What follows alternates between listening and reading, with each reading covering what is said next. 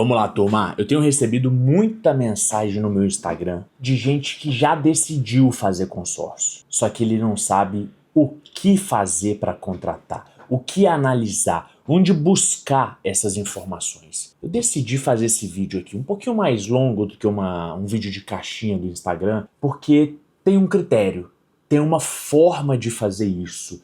E talvez quem está chegando agora, ou quem não tem tanta experiência, não é profissional de consórcio, não tem obrigação de saber. Mas nós temos obrigação de contar e de compartilhar. E eu fiz aqui um checklist das coisas mais importantes que você deveria estar atento na hora de comprar seu consórcio. E provavelmente você deveria ticar um a um desses itens antes de assinar o seu contrato. Fica comigo que eu vou te contar. Para te estruturar bem, eu fiz uma estrutura de 4 pilares e 11 itens. 11 itens. É igual um time de futebol. Tem 11 jogadores, você vai ter que analisar 11 itens. Deixa eu resumir aqui esses 4 pilares. Estou com o computador na minha frente, tá? O primeiro pilar é a segurança da contratação. Eu vou te falar 3 coisas que você precisa estar ciente. O segundo pilar é o planejamento financeiro. Aqui eu vou te falar outras 3 coisas. O terceiro pilar é a regra do contrato e do plano que você está contratando. Aqui eu vou te falar outras 4 itens que você deve considerar. E o quarto e último pilar, eu vou falar da estratégia de contemplação. Esse daqui eu acho que é um dos mais relevantes e é o que frequentemente ninguém considera. Você deveria pegar papel e caneta na mão para tomar nota de como que faz isso, que eu vou te ensinar agora. Bom, vamos lá. Pilar 1, segurança da contratação. Primeiro item, tá? Gente, é o básico. Vamos começar do que é o simples, né? Um bom time de futebol não começa pelo goleiro, nós vamos começar pelo que há de mais básico possível. A administradora que você está olhando, ela existe? Ela é autorizada pelo Banco Central? Isso é verificável? Gente, é simples. Pega qual é a administradora, provavelmente você vai estar conversando em muitos casos, com uma representação, uma operadora, uma franquia, chame de como quiser, tá? Um licenciado, não importa. Mas ele normalmente é um CNPJ que está representando, que tem um contrato vinculado a uma administradora. Você vai ter que buscar quem é essa administradora. Bota o nome da administradora no Banco Central, no Reclame Aqui, no consumidor.gov, todos eles, mas principalmente no Banco Central, para ver se ela existe e se ela tem a licença para operar. É o básico, gente. Se não tiver, você não vai cair nessa. Se você nem souber quem é a administradora, é porque tem alguma coisa errada na sua contratação. Você não deveria seguir com isso, beleza? Segundo ponto, eu valorizo muito isso. Vou revelar o meu viés e eu acho que isso aqui seria muito relevante para você. O vendedor, ele é certificado pelo PCA-10? Veja, diferente do seguro, do mercado imobiliário, do corretor, do mercado de investimento, que tem um assessor ou consultor, todos eles você tem uma certificação, tem uma regulamentação para essa pessoa operar, trabalhar, vender. O mercado de consórcio brasileiro, infelizmente, ainda não chegou nesse nível de maturidade de ter uma obrigação do vendedor de consórcio ter uma certificação. Contudo, existe a certificação, que é chamada de PCA-10, tá?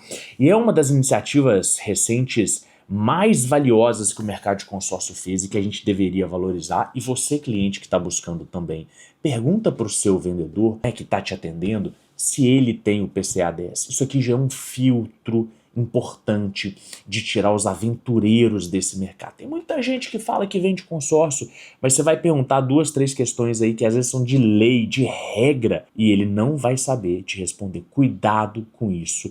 Dê a preferência, pelo menos, para alguém que tem essa certificação, porque isso é sinal que ele estudou, que ele se dedicou, que ele foi atrás, que ele pensa nele, em melhorar enquanto profissional para te ajudar a escolher o melhor grupo de consórcio para você, tá bom? Fica atento a isso. Terceiro ponto, a reputação da representação, ela é auditável? Veja, eu falei no início que várias representações ou operadoras, chama do que quiser, elas são um CNPJ e muito provavelmente elas têm uma conta no Reclame Aqui, elas têm uma conta em algum site, no Instagram, numa rede social qualquer. Dá uma olhada nisso. pede para o vendedor que está te atendendo se existe essa conta, porque você vai ter que ver, tem muita reclamação, e se tem reclamação não é um problema, mas tem resposta. Os problemas que existem em qualquer lugar, eles são resolvíveis. Dá uma olhada nisso. Aproveita que as informações estão cada vez mais públicas e veja se a representação que está te atendendo, ela também goza de uma boa reputação. Porque veja, as administradoras, elas, de modo geral, elas têm um time comercial muito grande e muitas vezes não é nem fidelizado no sentido de contrato, né? Ele só vende para uma administradora.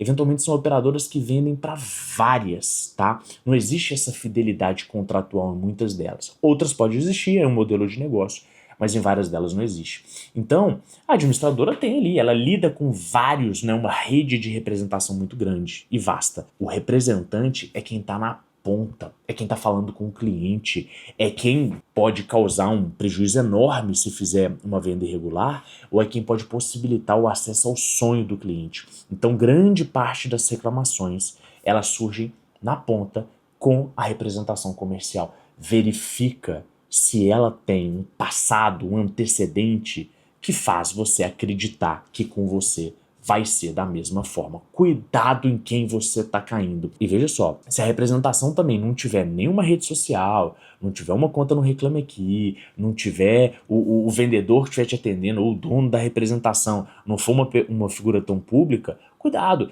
porque tem muita gente botando a cara, e botar a cara é importante. Porque, de novo, não é que não vai ter problema, o problema sempre vai existir em qualquer lugar, mas é a capacidade e, obviamente, o interesse de resolver os problemas. Anotou? Isso vai te garantir que pelo menos a segurança do seu processo comercial daqui em diante vai ser muito melhor. Garantia, gente, no consórcio nunca tem, mas você está tomando os passos necessários para ter um processo comercial mais tranquilo daqui para frente. Vamos lá, segundo pilar, planejamento financeiro. Vamos falar disso. Esse daqui é um que provavelmente você tá tomando os cuidados, mas tem algumas pegadinhas e eu quero confirmar com você aqui agora. Vamos lá? Primeiro, que seria o quarto, né, no geral. A parcela que você tá pagando ou que você está aceitando, ela cabe no seu bolso? É básico, né? Certamente você pegou o valor e falou, cara, acho que cabe. Mas deixa eu estressar ele um pouquinho mais. Você está considerando o reajuste? Você sabe qual é o reajuste? Você sabia que tem reajuste no consórcio? Fica a dica,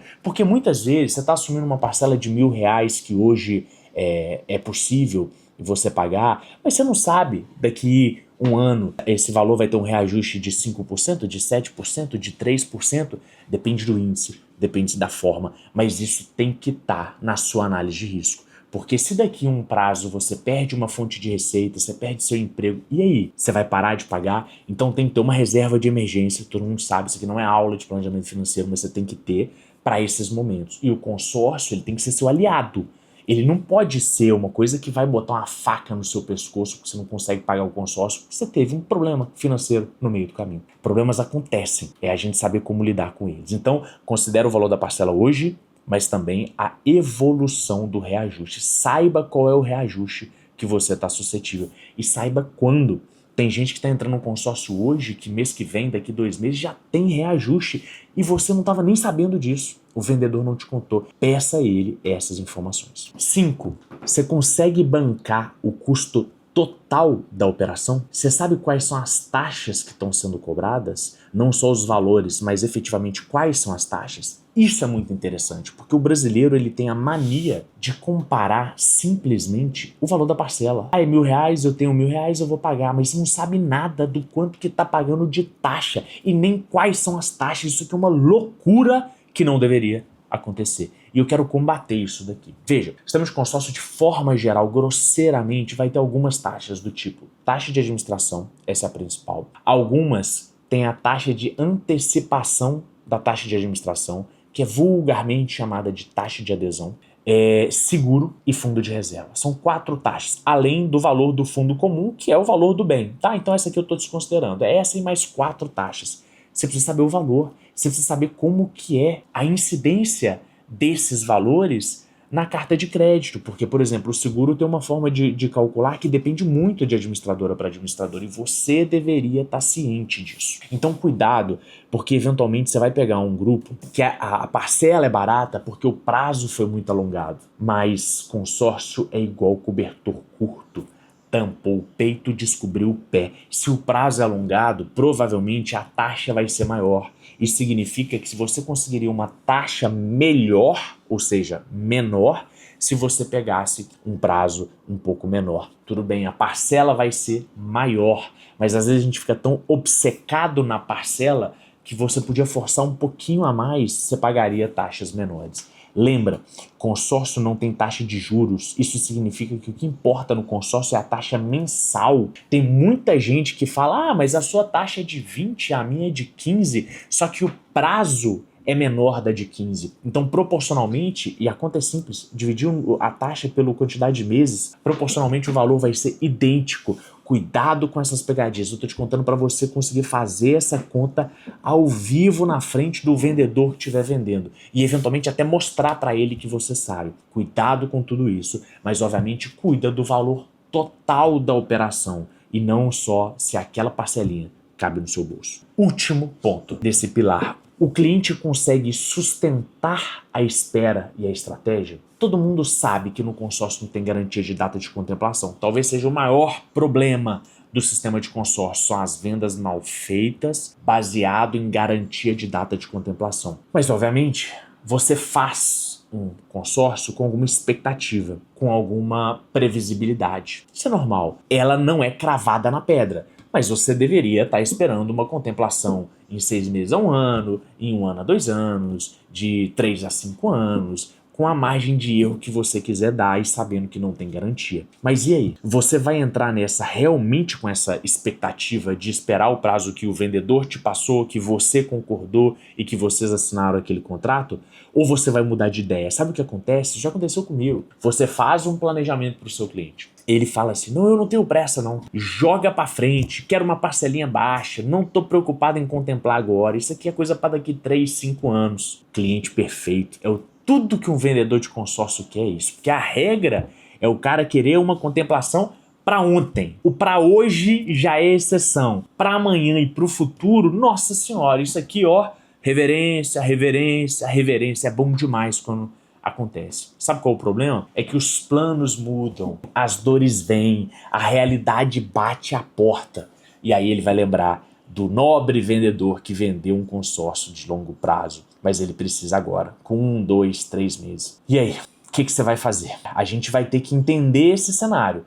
Quando aconteceu comigo, eu lembrei o cliente do planejamento. Essa é a boa notícia de uma venda bem feita, uma venda limpa. Sabe qual é o problema do mentiroso? O problema do mentiroso é que ele tem que ser bom de memória. E eu não sou bom de memória. Então é melhor falar a realidade sempre. É melhor jogar limpo com o cliente. Mas o cliente também tem que ter a expectativa alinhada. Não adianta entrar com uma expectativa de contemplação daqui 1, 2 anos, na primeira semana se iludir de que vai conseguir no primeiro mês. Calma! Dá pra fazer? Até dá, mas isso muda o planejamento inteiro. Então você vai ter a capacidade de esperar. Essa contemplação, ela é uma expectativa que tá te machucando. Vou dar um exemplo na pandemia. Muita gente entrou no mercado de consórcio porque precisava comprar carro, porque ia fazer Uber, ia fazer aplicativo. E aí o camarada, obviamente, não era contemplado, ele desistia, gerava insatisfação, reclamação, inadimplência, cancelamento, tudo. Mas você entra num consórcio com a expectativa, deixa os casos de lado que foram fraude de vendedor picareta, ok? Tô falando dos casos que foram vendas limpas, mas ele gerou uma expectativa alta, no financiamento ele viu que ele não conseguia pagar, era altíssimo, apostou no consórcio. Apostou no consórcio? Consórcio não é loteria, consórcio não é bet, consórcio é estatística, é planejamento, consórcio tem um quê de arte, mas também é ciência, é conta para fazer. Então, cuidado com as expectativas. Se você coloca para o seu vendedor, para a sua administradora, que você tem um prazo, é bom não querer mudar esse prazo. Porque se você mudasse, tivesse falado antes, provavelmente ele te colocaria em outro grupo. Então, cuidado com isso, tá? Você vai ter que ter paciência. Consórcio é mais barato, consórcio é mais flexível, consórcio é mais democrático, mas ele demanda de você, cliente, também saber dessa imprevisibilidade da contemplação. Pode ser no começo, pode ser no meio, pode ser no final. Me ajuda aí, tá? Vamos pro próximo. Pilar 3, regras do contrato. É básico, mas eu tenho certeza que ninguém lê contrato. Deixa eu dar uma boa notícia aqui. Na época de inteligência artificial, pelo amor de Deus, não tem desculpa mais. Pega o danado do contrato, bota em qualquer IA que você usa, pode ser até gratuita, porque é básico isso, e pede, porque às vezes os contratos são grandes, e são mesmo, a vida como ela é, tem muita regra, é um mercado regulado, mas pelo amor de Deus, faz o seu papel também como cliente, de botar numa IA, entender as coisas que tem lá, as pegadinhas, pede, a IA é sua amiga, usa ela a seu favor, tá? Mas vamos lá, vamos desdobrar isso com calma. Número 7 aqui. Qual que é o tipo de lance que o grupo permite? Normalmente as contemplações, elas são por lance e por sorteio. Normalmente o sorteio vai se dividir em lance livre, que é aquele, como o nome diz, é livre, você dá quanto você quiser, ou o lance fixo. O fixo é de quanto por cento? Tô te perguntando aqui. Você tem que saber responder isso, porque muda a estratégia, se ele é de 25, se ele é de 30, se ele é de 50. Eu já vi tudo isso. Você precisa saber, o vendedor precisa te informar, essas coisas precisam estar claras no momento da assinatura, porque a sua estratégia de contemplação depende disso, meu amigo. E se você não souber, já fica muito difícil. Outras duas informações ainda nesse tópico.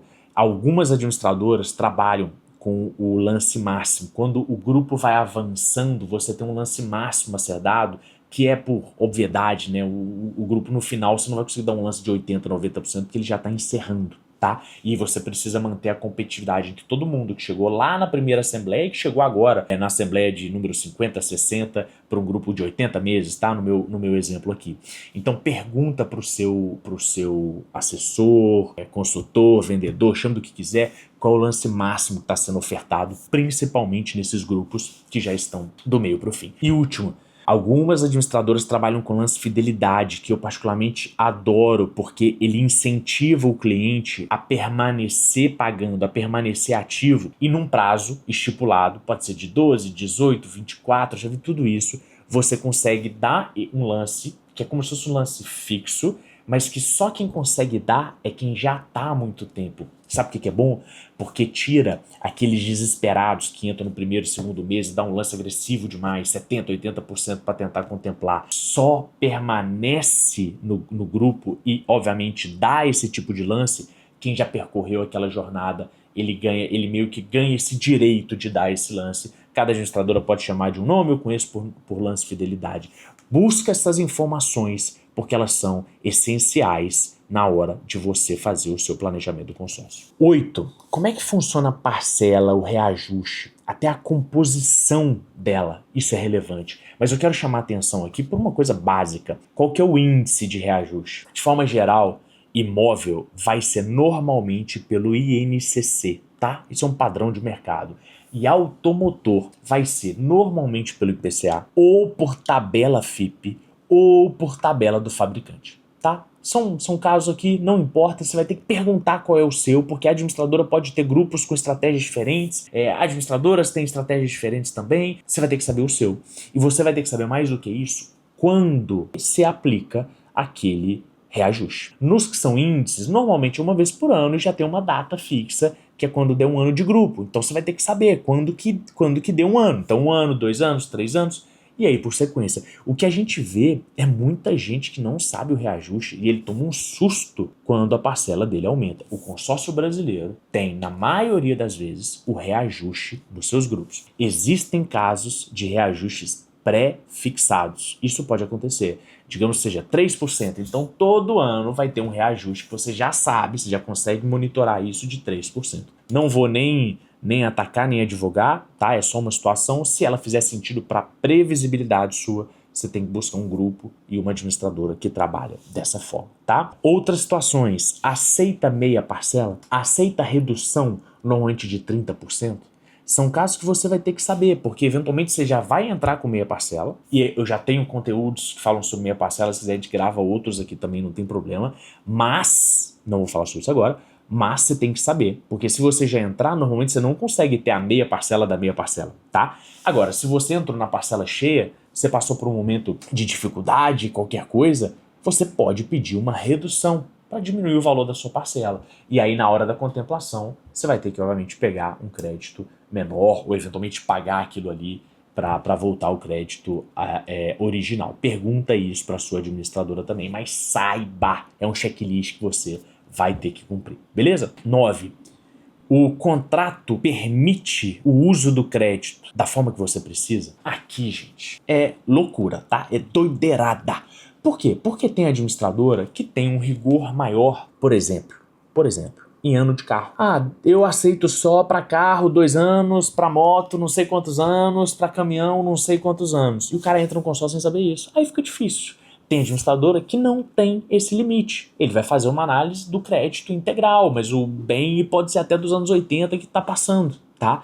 Então tem que saber a regra, não tem melhor nem pior. Quem faz a regra é a administradora, o vendedor se adequa a ela e você assina o contrato ou não assina o contrato. O que é loucura é entrar numa coisa que daqui a pouco você acha um carro, não. Esse aqui a administradora não paga. Aí é loucura, tá? Se você vai comprar outros bens, avião, helicóptero, lancha, pode ter um regramento específico. Pergunta para sua administradora antes de assinar esse danado desse contrato. Me promete isso, porque senão vai vir aquela reclamação. Na hora de entrar uma beleza, na hora de contemplar uma dificuldade. Mas é lógico, tem regra de Banco Central, as administradoras precisam proteger o grupo, não é qualquer doido que pega o crédito ali e vai embora, não. Tem que botar regra. Tá? Então, cuidado com as críticas. Talvez você não perguntou elas antes, talvez o seu vendedor ou a sua administradora não te explicou. Aí é um outro erro que nós não temos que solucionar. É por isso que você está aqui até agora comigo vendo como é que faz isso, para você fazer as perguntas para o seu vendedor. Mas assinar sem saber é loucura. 10. E eu deixei a 10 aqui, porque é a número 10. O 10 é o craque. Isso aqui pouca gente vai te falar, mas eu vou te falar. Qual a taxa de antecipação da administradora naquele grupo?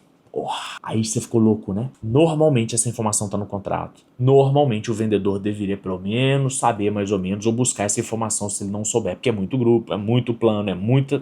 Ok. E qual é o problema disso? Lá atrás, o consórcio raiz, ele era flat. Ele era aqui, ó, ele era estável todas as parcelas. Então se ele cobrava 16% em 80 meses, era 16 dividido por 80. Esse é o valor que você vai pagar por mês de taxa de administração. Beleza? Bonito. O mercado evoluiu, as coisas evoluíram, você tem competição agora não só por cliente, mas por representante. O representante quer ganhar mais na cabeça. O Banco Central permite que você antecipe taxa. Você não está pagando mais, tá? O seu boleto vai ser a mesma coisa. Só que daquele boleto que você vai pagar, quando ele for decomposto quando chegar na administradora, uma parte maior vai para a receita dela e esse dinheiro é usado para pagar o comercial depois e uma parte menor é usado para ir para o grupo. Não tem nenhum problema regulatório, não tem nenhum problema jurídico, é parte do jogo. Contudo, em tese, um grupo que antecipa menos taxa de administração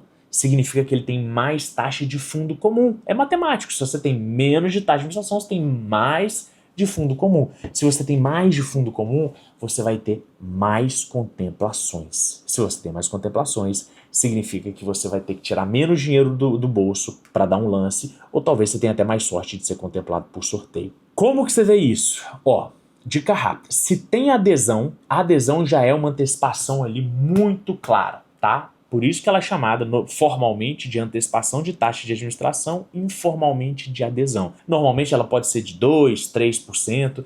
Tem uns casos loucos aí que é mais do que isso. Não entra nessa não. 5, 6, 7, 8%. Isso é loucura e você não vai entrar. Agora, 2, 3%, ok, faz parte do jogo. Só que você pode antecipar nas parcelas também. E essa informação vem no contrato. Compara com 2 grupos diferentes que você está buscando, de 2, pode ser da mesma administradora, mas sejam 2 grupos ou de 2 administradoras diferentes, tá? E aí vai no contrato e vê como é que é a antecipação e pega aquele que antecipa menos. Provavelmente ele é um grupo mais contemplador para você exercer o seu direito de tentar contemplar mais rápido, tá? Essa é boa, né? Essa não é muito falada por aí não, mas só aqui mesmo que você vê. Vamos para a última. Agora, é o camisa 11. O camisa 11 é aquele cara que é o goleador, né? Então, vou trabalhar ela porque eu acho que tem um charme nela que pouca gente fala, que vai valer para a maioria das administradoras, tá? Então, assim, papel e caneta na mão. Eu quero que você pergunte isso para o seu consultor, para o seu vendedor de consórcio, tá? Você vai me prometer isso daqui. E já adianto, provavelmente ele não vai saber essas informações, tá?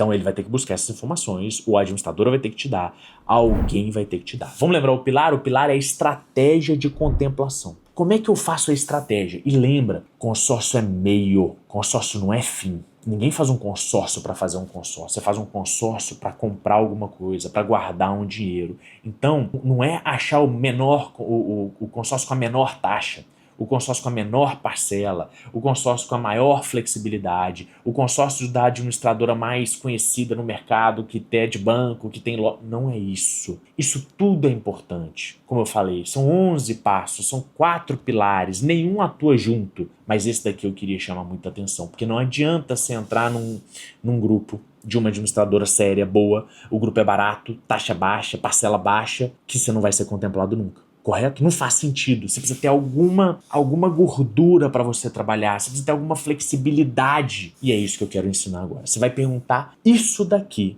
para o seu corretor, para o seu vendedor. Vem comigo. Primeiro, número de clientes totais no grupo. Só isso. Lembra que um grupo ele é criado dentro de um estudo de econômico-financeiro que a administradora tem que fazer com o número máximo de participantes. Esse número, ele normalmente vai de 1.000 a 2.000 pessoas, grosseiramente falando, tá? Mas ele pode chegar, eu já vi grupos de 10.000 pessoas. E aí? Concorda que entrar num grupo de 10.000 pessoas e entrar num grupo de 1.000 pessoas é diferente? Você precisa saber dessa informação. Veja que eu falei diferente, eu não falei nem melhor nem pior, mas vamos estressar isso aqui agora. Número 2, tô no 11 ainda, tá? Número 2 desse funil aqui, é um funil, tá? Da contemplação. Número de clientes ativos. Porque veja, se você tem 5.000 clientes no grupo, mas o grupo não precisa ter vendido todas as cotas. Você pode trabalhar com um grupo de 5.000 cotas e que ele foi para o mercado e ele tem 500 cotas ativas. Concorda comigo que se ele tiver 500 cotas ativas é diferente dele ter 4.000 cotas ativas? Olha o funil. Então, digamos um exemplo hipotético, você tinha 5.000 cotas totais e você tinha 500 cotas ativas. Estamos avançando no funil. Terceiro, clientes aptos. Aptos. Qual que é a diferença de aptos para ativos? O apto é apto a participar de assembleia. O ativo, ele pode já estar contemplado. O cara contemplado, obviamente, não participa da assembleia, porque ele já participou e já foi o felizardo de tirar o crédito. O ativo, ele pode estar inadimplente, porque a gente sabe, mas o ativo inadimplente é ativo. Mas ele é inadimplente, e se ele é inadimplente, ele não participa da assembleia. O apto é só aquele que está ativo, que está em dia, que está certinho, que não foi contemplado e que pode ser contemplado na próxima assembleia. Volta no funil, você tinha 5.000 totais, 500 ativos, digamos que você tem 200 aptas. Olha a história se formando. Olha a claridade que você está tendo do grupo de consórcio a partir de agora. Número de lances ofertados. Número de lances ofertados. Por que isso é relevante? Imagina um cenário que todo mundo está dando lance. Concorda que esse é um grupo que aparentemente está todo mundo desesperado para ser contemplado? E esse desespero pode gerar frustração, que gera cancelamento. E aí é um grupo que fica muito instável. Entra gente, sai gente, entra gente, sai gente. Fica volátil. Um grupo que tem menos gente dando lance me parece um grupo mais de investidor. O cara foi, fez o consórcio, mas ele não tá nem dando lance. Se der para ser contemplado no sorteio, ótimo. Se não der, tudo bem, eu vou jogar para frente. Esse é um outro cenário de grupo. Então vamos voltar no nosso exemplo? 5.000 totais, 500, vou ter que lembrar isso tudo de cabeça, 500 ativas, 200 aptas, foi isso? Imagina que você tem 50 dando lance. Concorda que 50 dando lance é diferente de 150 dando lance, que é diferente dos 200, todo mundo que está apto dando lance? Se você souber isso, você já consegue sentir o gosto de sangue na boca, você já consegue sentir, esse é um grupo mais investidor, porque tem menos gente dando lance. Esse é um grupo mais de gente apressada, porque tem muita gente dando lance. Beleza? Vamos pro próximo? Eu tô no 5. Lance máximos ofertados. Lembra que eu contei a história do lance máximo? Pois bem, principalmente em grupos já mais maduros, você pode ter um lance baixo, um lance máximo muito baixo. Existe cenário, gente, é surreal, de lance máximo de 20%, de 30%, de 40%. Ah, Fernando, eu quero esse grupo aí, lance máximo de 30%, 40%. Calma, não existe milagre. Qual é o problema desses grupos? Problema não, a característica, né? Porque é o que é? É lindo o lance máximo ser de 20, 30, 40. Eu tenho um cliente, gente, que contemplou só no lance embutido. Ou seja, ele não tirou nenhum real do bolso e ele contemplou. Mas qual é o problema? Normalmente esses grupos já passou muito tempo, o valor da parcela vai ser mais alto. Então um grupo de nicho, não é todo brasileiro que consegue pagar essa conta, concorda? E segundo ponto, mas também muito relevante, além da parcela, você vai ter que considerar que aquele grupo pode ter muita gente dando lance máximo, justamente porque ele é pequeno. Imagina um grupo que o lance máximo é de 20% e ele está contemplando 10 cotas, mas tem 100 dando lance máximo.